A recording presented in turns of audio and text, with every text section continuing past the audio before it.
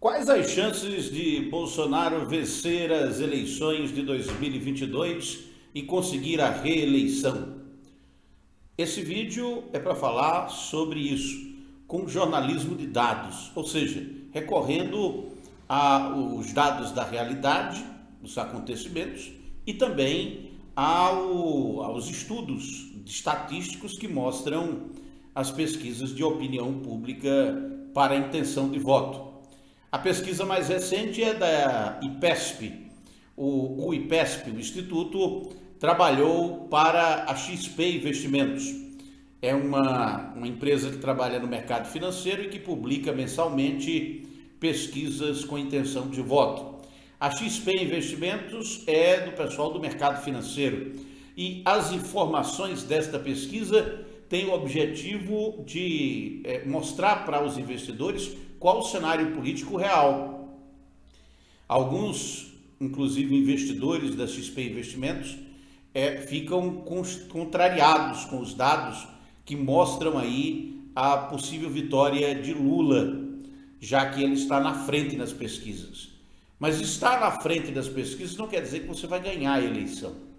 Muita coisa pode acontecer até lá, até o dia da eleição. E as coisas que vão acontecer até lá é que vão determinar quem vence e quem perde. E esse vídeo é para mostrar para você quais são as chances de reeleição de Bolsonaro. Eu tenho alguns dados para te apresentar e alguns argumentos. Então preste atenção, porque esta é uma análise política que busca ser isenta e mostrar o que está acontecendo na realidade. E aí você tira suas próprias conclusões. Venha comigo. Primeiro, para ver esses gráficos aqui, principalmente esse aqui.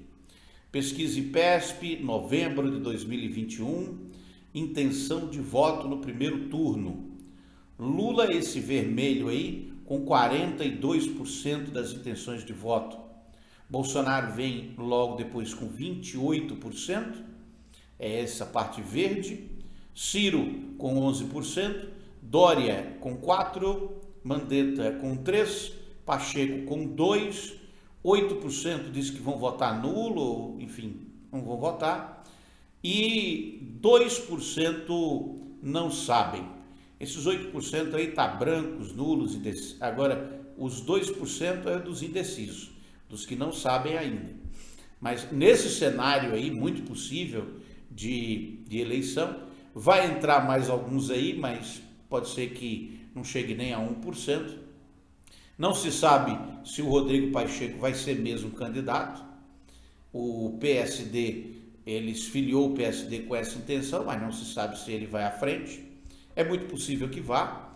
O Mandetta pode se candidatar pelo PSL-DEM, que agora se chama União Brasil. O Dória é candidato do PSDB. O Ciro, ele disse hoje que talvez não se candidate, porque o PDT votou a favor da proposta de emenda constitucional dos precatórios. A PEC, ela é uma PEC que ajuda na reeleição de Bolsonaro, vou voltar a falar sobre isso, e por isso o Ciro, inclusive, disse que se o PDT votar de novo no segundo turno a favor da PEC, os parlamentares, os deputados votarem a favor, ele retira a candidatura pelo PDT. Não sei se ele vai para outro partido ou se sai mesmo da disputa pela presidência. Então, esse é o cenário traçado aí pelo IPESP. E ele tem algumas sinuosas questões que precisam ser avaliadas. A avaliação da atuação do presidente Bolsonaro para enfrentar o coronavírus. Você vê aí, nesse gráfico de linha, uma série histórica que mostra desde o começo da pandemia até agora. E essa série histórica está bem alta. Você vê ali, né, 57%, a linha vermelha, eles reprovam a atuação do presidente Bolsonaro para enfrentar o coronavírus. Só 21% aprovam. E 20% dizem que é regular, mas a grande maioria reprova.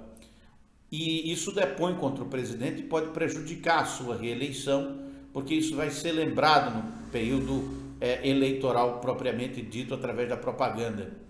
A economia brasileira está no caminho certo ou errado?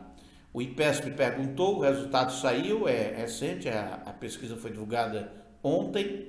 67% dos eleitores dizem que a economia brasileira não está no caminho certo, está no caminho errado. 67%. Mas também não é preciso ser nenhum gênio, né, para acreditar que as coisas não estão indo bem. 24% acham que estão, né, que a economia está no caminho certo.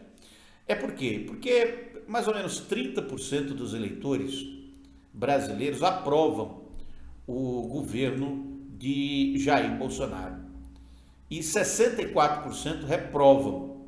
Ele tem uma reprovação muito alta, mas essa base eleitoral dele permanece apoiando o presidente, custe o que custar, aconteça o que acontecer. Passou pelos piores momentos, inclusive, com esse apoio solidificado.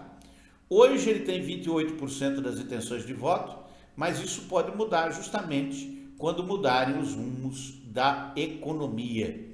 E essa PEC dos precatórios, ela tem justamente o objetivo de chegar a um ponto onde o Bolsonaro ele possa distribuir dinheiro com os mais pobres através do Auxílio Brasil e distribuir dinheiro com os deputados através das emendas parlamentares.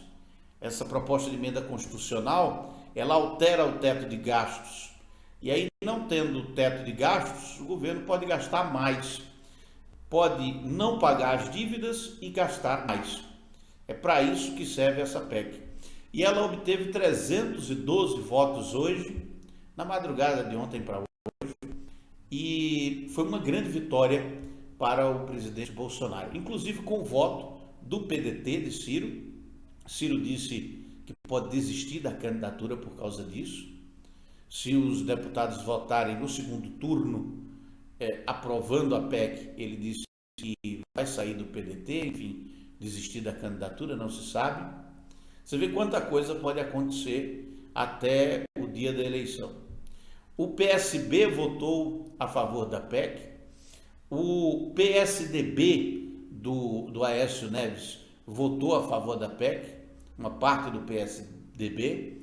Então, veja que a própria oposição ao governo, aqueles partidos que têm, inclusive, pré-candidatos, estão votando com o governo. É isso que eu tinha para hoje. Eu sou Arquimedes de Castro.